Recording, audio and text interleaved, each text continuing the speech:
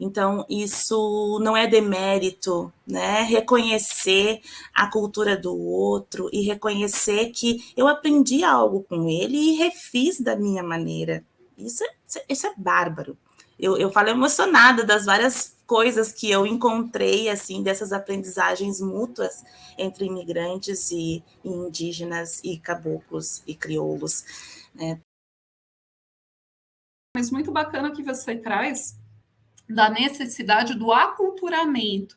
Então, não dá para copiar e colar coisa nenhuma que vem de fora e simplesmente reproduzir. Né? O que você traz é qual o nosso olhar da nossa comunidade, o que significa a gestão democrática aqui. Quando eu olho para o meu cenário, quando eu olho para a população que está ao meu redor. Então, tem essas provocações também que aparentemente não vão acontecer naturalmente. A gente precisa educar, inclusive, o olhar para identificar, né, essas desigualdades, essas diferenças, colocar força para que a gente potencialize, acho que esse progresso, essa prosperidade que você também traz com força, ela acontece à medida que eu consigo colocar à disposição da comunidade o que é potência de cada um, né? Cada um com a sua melhor contribuição é que a gente vai conseguir aí uma sociedade mais justa, mais próspera. É curioso observar o quanto está lá na Constituição, mas parece que precisa fazer um cavalo de batalha, né, para a gente conseguir promover o bem de todos sem discriminação. Né? O quanto já devia ser internalizado, aí vem um pouco da indignação que acho que acompanha a utopia, de aonde mais, né? Aonde mais a gente precisa investir energia, por quê? E aí a gente tendo a educação como princípio e tendo essa diversidade, olhando para a sociedade brasileira, a gente precisa se educar para o trato da diversidade, para que a gente simplesmente não reproduza o que vem de fora, né? Dentro aí da tua fala. E dentre várias outras nomeações, a Alba é assessora de relações étnico-raciais no Instituto Federal do Rio Grande do Sul. O que faz a Alba uma assessora de relações étnico-raciais? Me ajuda aqui a entender. Sim. Eu vou começar pela parte que a gente precisa ter se olhar. Tu falasse em aculturação, eu acho, foi a palavra que tu usou. Tem uma parte da minha tese que eu coloco sobre como os imigrantes aprenderam a plantar, porque eles não estavam conseguindo plantar batata, né, porque eles tinham um outro tipo de batata, era um outro clima, era uma outra forma, e eles tiveram que aprender com os caboclos, com os indígenas, com as pessoas que aqui estavam, né. E isso não tira mérito nenhum de eles terem desenvolvido uma técnica naquela região, mas tiveram que olhar para aquela região e entender com quem aqui já estava, como é que funcionava, para criar sua própria técnica na sua localidade. Então, isso não é demérito, né? Reconhecer a cultura do outro e reconhecer que eu aprendi algo com ele e refiz da minha maneira. Isso é bárbaro. Eu falo emocionada das várias coisas que eu encontrei, assim, dessas aprendizagens mútuas entre imigrantes e indígenas e caboclos e crioulos, né, da época. E isso tem a ver também com essa questão dos próprios da discussão do cooperativismo internacional, né, que a gente sabe que tem as suas organizações, que tem a ACI, que tem e outras tantas, a própria ONU hoje também nos dizendo Pacto Global, Agenda 2030, sustentabilidade, tantas outras coisas que a gente tem acompanhado aí internacionalmente também, que a gente faz parte, ou que a gente pode ser signatário. Né? Mas sempre com esse olhar de que nós somos muito ricos, e o Brasil, por vezes, e aí não é só as cooperativas, de novo, né? Por vezes a gente tem a tendência de copiar e colar, e achar que vai dar certo, né? E é uma tendência que está expresso na sociedade também, e alguns vão dizer na nossa síndrome de vira-lata também, da gente ficar copiando as coisas, né? E de não reconhecer o quanto a gente é rico com essa nossa multietnicidade, com essa nossa culturalidade, né? Então, acho que é mais nesse sentido de chamar atenção também para o nosso desenvolvimento local, de como é que na cooperativa, como é que na minha empresa cooperativa, eu estou tendo esse olhar com as pessoas que são diferentes, né? Com mulheres, em termos de gênero, em termos de raça, né? Enfim, como é que eu só deixei entrar na cooperativa, eu só deixei permitir a entrada, né? E aí, na hora de falar, eu interrompo, na hora da decisão, eu interrompo, na hora de fazer, de dar uma ideia, deixo para depois, não pauto, não coloco na discussão, enfim, são diversas ações que fazem com que a gente só permitiu entrar, mas não deixou participar de nada, né? Não deixou tomar as decisões. Hoje a gente tem deixa eu me lembrar o nome do instituto, eu acho que foi o Instituto Ethos, ou o próprio IBGE, que divulgou ano passado, que a população negra é a mais subutilizada das corporações. Subutilizada porque muitas vezes ocupa cargos, mas não tem poder de decisão, não consegue falar. Né? Mulheres também são subutilizadas, né? Também por isso, porque às vezes até permitem, mas não.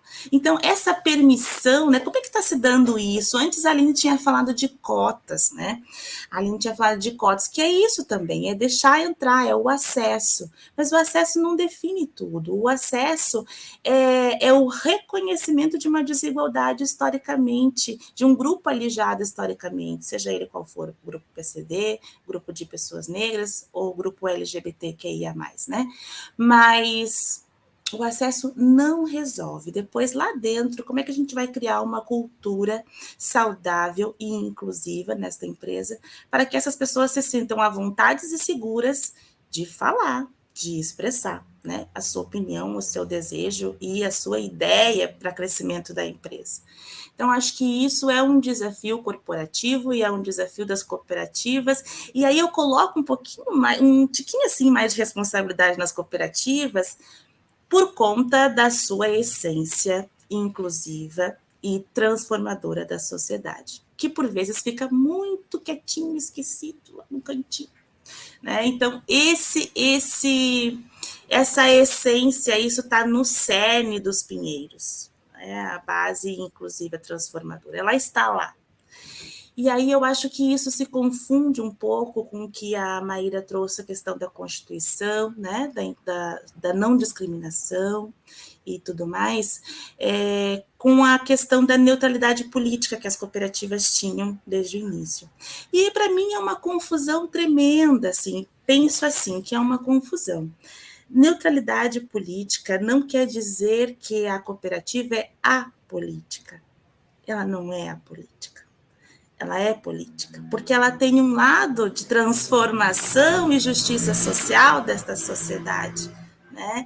Então, eu acho que as cooperativas, o cooperativismo, nos desafia, nós mesmos, enquanto pessoas, a gente não vai ficar discutindo partidos A ou B dentro da cooperativa, mas é num sentido de posicionamento político do que é certo, do que é justo, do que é próspero, do que é solidário, do que é justiça social, é um compromisso moral das cooperativas em relação ao outro, a reconhecer o outro, a exercitar a alteridade, né? Coisa que não foi feita lá no século XIX. Esse reconhecimento da alteridade não foi feito, porque esse todos era todo um homogêneo, esse todos era todo mundo igual. E agora a gente está exercitando a alteridade de reconhecer este outro, e reconhecer a cultura, o jeito de ser, de estar no mundo, né? Então, eu acho importante a gente falar dessa não neutralidade política. A cooperativa não é apolítica. Ela é muito política, por sinal. Ela tem, o movimento tem um lado de dirimir desigualdades sociais, de utopicamente, acabar com as desigualdades sociais, né? De crescer juntos, de prosperar e desenvolvimento local. Imagina, se cada cooperativa vai conseguindo desenvolver o seu local, gente, que sociedade maravilhosa se a gente vê todos os princípios e a forma, né? Mas é claro, no cotidiano, a operacionalidade tem as pedras no caminho. E aí, falando um pouco do que eu faço da assessoria de relações étnico-raciais, eu trabalho no gerenciamento das ações afirmativas do IFRS, do Instituto Federal, né? Tenho uma outra colega também, a Andréa Poleto, a gente trabalha juntas. A Andréia é mais focada na acessibilidade, nas questões de pessoa com PCD, a pessoa com deficiência, desculpa, e também necessidades específicas educacionais, e eu relacionada a étnico-racial, população negra e indígena do IFRS, estudantes. Então, a gente está não só no acesso, mas como é que a gente vai ter estratégias de permanência desse estudante. Eu costumo dizer que a escola, e aí eu vou estender aqui para as instituições no Brasil, elas são hostis para as populações negras, populações indígenas, porque expulsa. E aí pode me perguntar assim, mas Alba, como assim expulsa? Todo mundo tratou bem, a pessoa chegou, ela aprovou, ela passou, ela entrou, né?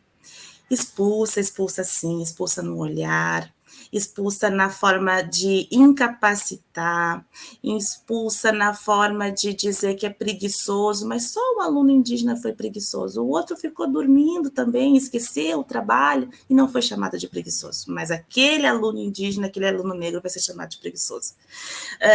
Uma série de atitudes, de novo, né, os viéses inconscientes, mas de atitudes que não podem ser confundidas com bullying, não podem ser confundidas com preconceito, são discriminações raciais, são discriminações estruturadas, né, na nossa sociedade que acaba expulsando.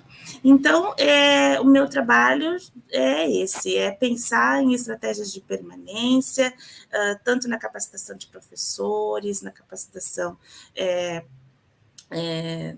dos profissionais da educação como um todo, né? A gente acaba não sendo só para os docentes, mas para profissionais da educação como um todo. E é isso.